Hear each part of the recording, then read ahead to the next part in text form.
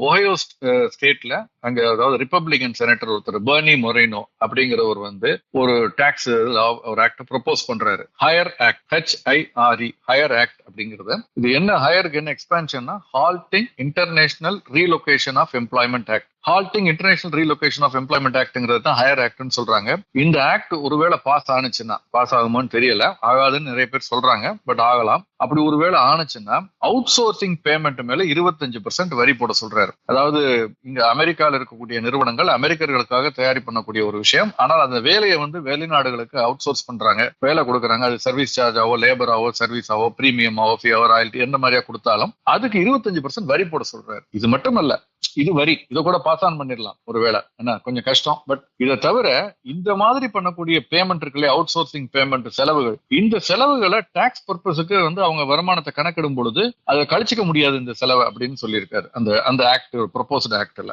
So இது மிகப்பெரிய அளவுல இந்தியாவில் குளோபல் கேப்பபிலிட்டி சென்டர்ஸ், GCCs நிறைய பேசிக்கிட்டு இருக்கோம். சர்வீசஸ் செக்டார், இந்த மாதிரி சேவைத்துறையை பெரிய அளவுல பாதிக்கும். ஒருவேளை இது பாஸ் ஆனிச்சுன்னா, மற்ற மாநிலங்களும் மற்ற எல்லா இதுவும் பாஸ் பண்ணாங்கன்னா இது ஒரு மிகப்பெரிய தாக்கத்தை உண்டாக்கும். அதனாலதான் இன்னைக்கு பார்த்திருப்பீங்க, TCS, இன்ஃபோசிஸ் எல்லாமே இந்த விலையினுடைய ஒரு இறக்கம் இருந்ததை இன்னைக்கு பார்க்க முடிந்தது.